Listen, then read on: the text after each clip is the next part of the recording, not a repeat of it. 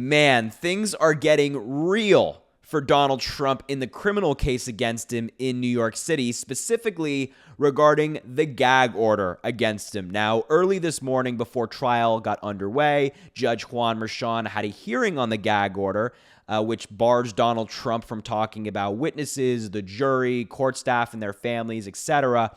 And Trump's team is saying that it's unnecessary. The prosecutors are saying that it is necessary, and I think we can all agree with the prosecutors on this one, given Donald Trump's long history of attacking these very people who he's not meant to attack, and in this hearing, they presented evidence of him doing just that.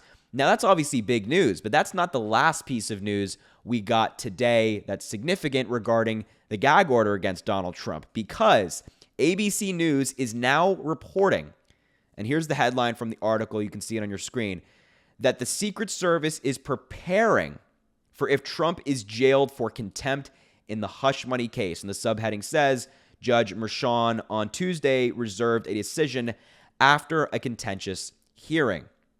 So that's a big deal. The Secret Service is considering what they will be doing if Donald Trump is thrown into jail for violating this gag order. It's certainly a necessary conversation for them to be having. As we've seen thus far, Donald Trump has no care for the law. He has no care for these gag orders in place against him.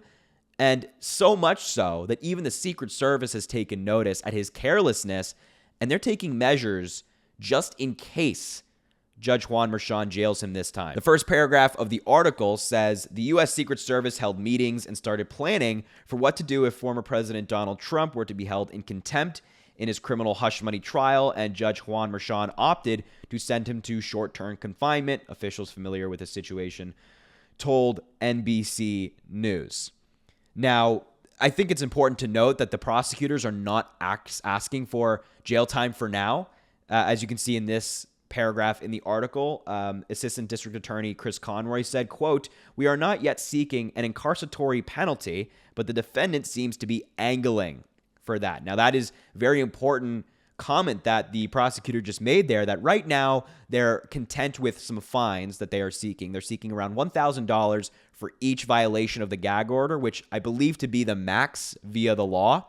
But the prosecutor correctly points out that Donald Trump almost seems to be wanting to go to jail, right? He's violated the gag order allegedly at least 10 times, probably more, and he continues to do so even after all of these warnings of, hey, don't do this, don't do this. Even after the gag order was imposed against him, he continues to violate it. He continues to walk that fine line of, criticizing someone and then attacking someone, specifically when it comes to witnesses and the jury. And we have exhibits that the prosecutor submitted today that I'll show you later after we're done talking about this article.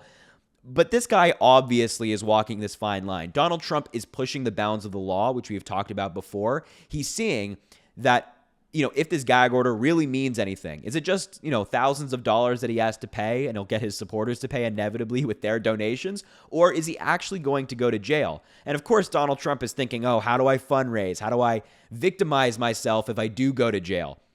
But I think the prosecutors kind of know the angle that Donald Trump is taking here. They know this guy. They know the games he's playing, the optics that he wants in this trial. And they're not really playing into his games, but they need to hold him accountable. It is necessary that if he continues to violate the gag order, the politics and the optics are not considered, but rather the law is considered. And how would you treat any other defendant? Now, as I mentioned, and as talked about in this ABC News article, officials do not necessarily believe Merchan would put Trump in a holding cell in the courthouse, but they are planning for contingencies. And finally, as the last part of this article, there have not been discussions yet about what to do if Trump is convicted and sentenced to prison. Now, naturally, of course, those conversations will happen. Of course, the Secret Service is eventually going to talk about the possibility, regardless of how the trial is going, on what happens if Donald Trump does go to jail. How do they protect him? But the fact that they're even talking about it now with the gag order shows you how concerned they are about Donald Trump continuing to break the gag order and the judge eventually just saying, hey, bud, you've had enough chances. Now it's time for you to go to jail. And before we look at exhibits that prosecutors submitted today in the gag order hearing, I just want to talk about and pause for a second and realize the insanity of the conversation we're having right now. Like, a former president of the United States may be going to jail for violating a gag order. And it's his own doing. It is him. He's the guy who doesn't care about the law. It's not a targeting, as conservatives love to suggest. It's no. It's Donald Trump doing this. He is the guy doing it. He owns it. And this is a real story happening in American politics right now. And this guy is the front runner for the Republican Party, presumptive nominee for the Republican Party for president. That's their guy, a guy who might be going to jail for contempt of court. Isn't that insane? And Republicans stand by this guy. And then when the judge tries to hold him accountable, they're like, oh, it must be the deep state, or it must be this conspiracy or that conspiracy. Oh, God. I mean, the Republican side of politics, the MAGA lunatics are just so messed up right now. It's crazy what we're living through in the times we're in, where the leading candidate for president on the Republican side is maybe going to jail for contempt of court, while in criminal court, while facing 88 felony charges. That's the Republican Party today, folks. But as I mentioned, I have some exhibits to show you that prosecutors submitted to Judge Juan Merchan today regarding the alleged gag order violations. And once you see these, you really understand why the Secret Service is concerned about Donald Trump going to jail for contempt of court, because these are really bad, very flagrant violations, in my view, of the gag order. But here is the first one, or one of the many, I should say, that they submitted into evidence regarding a potential violation of the gag order. Michael Avenatti, former lawyer for Stormy Daniels and someone who's sitting in jail right now, tweeted out, quote, "We can't be hypocrites when it comes to the First Amendment. It is outrageous that Cohen and Daniels can do countless TV interviews, post on social, etc., etc."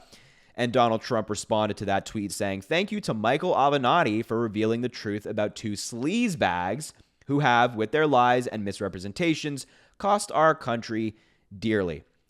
Calling two key witnesses, two key figures, in this case, sleazebags. Yeah, I don't think you can do that. I don't think you can do that without a gag order, let alone having a gag order in a case. But this is pretty bad. This seems to me as a pretty blatant violation of the gag order against Donald Trump. I mean, sleazebags, seriously, that is clear as day in my view. Here's another one that they submitted into evidence. Quote, Donald Trump wrote on April 13th, "Has Mark Pomerantz been prosecuted for his terrible acts in and out of the DA's office? Has disgraced attorney and felon Michael Cohen been prosecuted for lying? Only Trump people get prosecuted by this judge and these thugs. A dark day for our country, MAGA 2024. So once again, he is now attacking Michael Cohen, asking if he has been, calling him, first and foremost, a disgraced attorney, someone who he hired originally, calling him a felon, asking if he's been prosecuted for lying, obviously suggesting that he's lying. And that also, to me, seems like a pretty blatant violation of the gag order. And I also just think his comment there at the end, like, only Trump people get prosecuted. And it's like, yeah, well, the people around you seem to commit a lot of crimes, a lot of them. So I wouldn't be complaining about that one, Donald. It seems pretty reasonable. Pretty reasonable that all these Trump people have been prosecuted and held accountable. And the last one I want to show you is not about Michael Cohen. It's not about Stormy Daniels. It's Donald Trump amplifying attacks towards the jury. He posted this on Truth Social. A quote from Fox News host Jesse Waters, known conspiracy theorist, by the way. He said, "They are catching undercover liberal activists lying to the judge in order to get on the Trump jury." It's something that Jesse Waters said, and Trump posted that on Truth Social, of course, suggesting that the jury is biased against him. Again, I've said it already. You can't do that. That is absolutely attacking the jury, intimidating potential jurors and the jury that sits right now. Can't do it. That is an obvious violation of the gag order. So once I saw all of these things, I was like, you know what?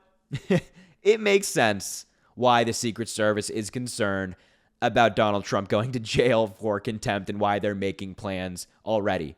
When the prosecution is not even seeking jail time, they're just, planning in advance for Donald Trump's inevitable future violations of the gag order against him. But aside from all of that, yeah, Secret Service is worried. They're taking certain measures to, just in case if Donald Trump gets thrown in prison.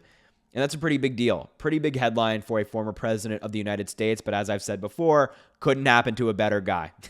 So I'll leave the video there. Thank you so much for watching. Make sure to subscribe down below. It goes such a long way. Drop a like on the video, comment, let me know what you think. And of course, have a great rest of your day, and I appreciate you.